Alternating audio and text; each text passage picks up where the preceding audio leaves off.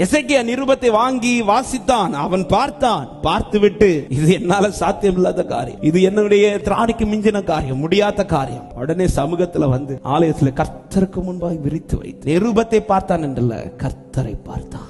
அவன் பார்த்து கொண்டிருக்கும் போது கர்த்தர் சொல்றார், உன்னை வேர் பற்றி மறுபடியும் கனி கொடுக்க வைப்பேன். நீ அவனை கண்டு கலங்க தேவையில்லை. அவனுக்கு இவ்வளவு செய்ய முடியும்னா என் ஆண்டவருக்கு அதை விட பெரிய காரியத்தை செய்ய. ஒரு சத்துருக்கே இவ்வளவு பலன் இருக்கும்னா என் ஆண்டவருக்கு எவ்வளவு பெரிய பலன். ஒரு நம்பிக்கை உண்டாகட்டும். உன் வேற பிடுங்கி அவன் வெளியில போட்டாலும் திரும்ப உன்னை நட்டு உன்னை உயிர்ப்பிக்கிற தெய்வத்தை தான் வேர் பற்றி கனி கொடுப்பார். அப்படி ஆண்டவர் அலோ பண்ணி என் லைஃப்ல ஒன்னு செய்யறாருன்னா அதன் நடுவுல தான் எனக்கு ஒரு புதிய துவக்கத்தை கதை தர போறார். எனக்கு இருக்கிற பலமோ என்னோடு இருக்கிற ஆள் பலமோ அல்ல. சொல்லுங்க, எனக்குள் ஜீவனும் எனக்குள் தேவனும் இருக்கிறது உண்மையானா? ஆமே, எனக்குள் ஜீவனும் எனக்குள் தேவனும்.